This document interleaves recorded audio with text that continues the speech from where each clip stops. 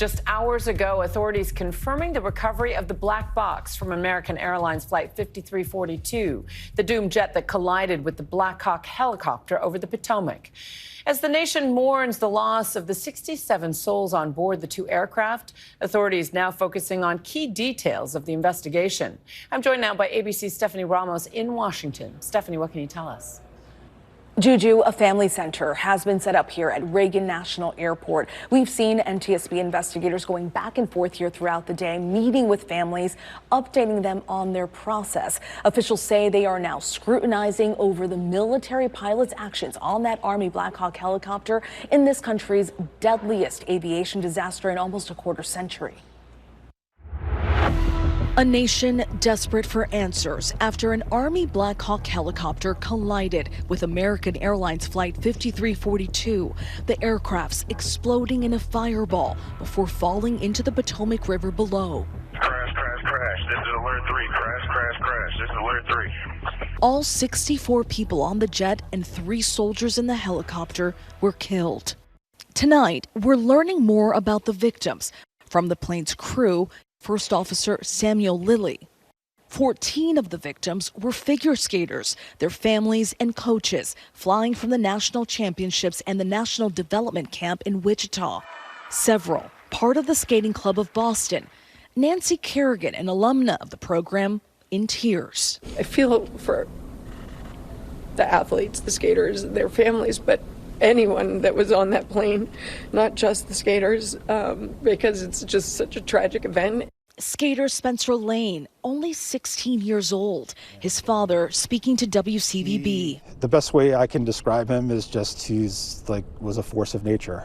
He had amazing athletic abilities and just was someone who you couldn't make him do something, but if he was like, hey, that's interesting to me, you couldn't stop him. Wednesday's tragedy, the first fatal crash of a commercial flight in America in over 15 years. Fatal mishaps in the United States are so rare. We're so accustomed to aviation, commercial aviation being extraordinarily safe. You could be sitting in your kitchen and you are at more risk of being hurt than you are sitting on an airplane anywhere in the United States. We're here to assure the American people that we are going to leave no stone unturned in this investigation. Now, questions about why and how this happened at the busiest runway in the country. By mid-afternoon, dive teams suspending their search for the deceased.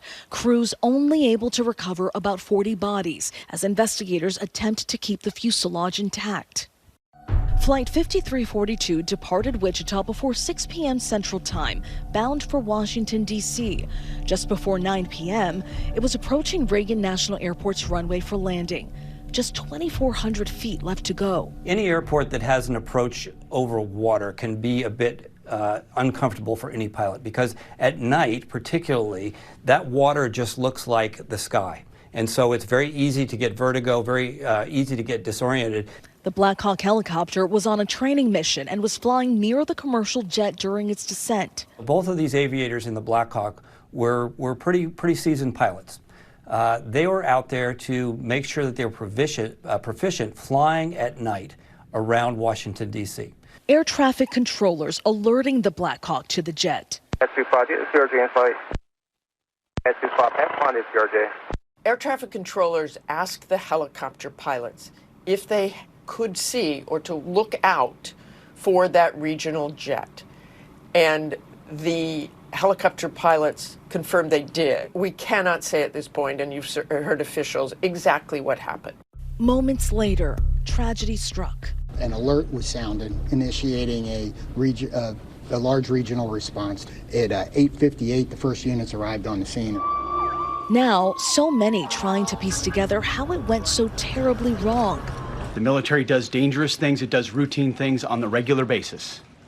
Tragically, last night, a mistake was made. Everything points to the air traffic controllers doing everything right. And so really where the FAA is going to look in this mishap is what went on in the cockpit of the Black Hawk. Early flight data indicating the Black Hawk was flying at 350 feet when the maximum altitude allowed is 200. Helicopters generally stay below that 200-foot level because you have aircraft landing at DCA all the time. Another factor being scrutinized, Defense Secretary Pete Hegseth saying the helicopter crew had night vision goggles. It would be very unusual if the pilots weren't wearing night vision goggles. So oftentimes, pilots who are flying in urban areas, particularly at low altitude, will either flip their night vision goggles up just because the resolution and what they're seeing is being degraded to the point where they don't even want to use the night vision goggles. And tonight, a source with direct knowledge telling ABC News that the air traffic controller on duty was performing the job of two controllers. This is usually done when there's less air traffic.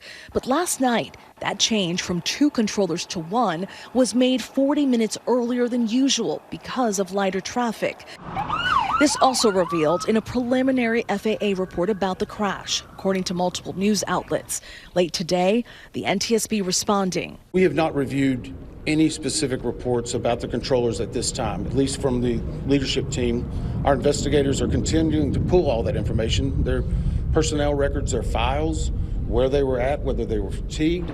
The crash echoing 1982's Air Florida Flight 90. The jet crashed into the icy Potomac River within a mile of yesterday's crash. Good evening. It was an Air Florida jetliner bound for Tampa. 68 passengers and 5 crew members on board. You could see the upper horizontal fins above the water level, and the people were actually hanging on to the skeleton of that fuselage in a semicircle. Donald Usher helped rescue 4 out of the 5 survivors with a helicopter from these icy waters. Those 5 being in that water all of that time and then being able to manipulate themselves to hold on to things, and they still held on and survived.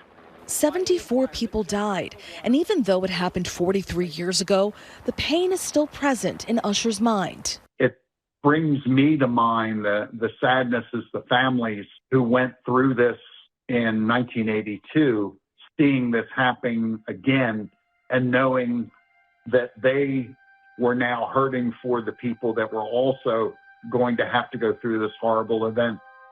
America once again mourning and searching for answers.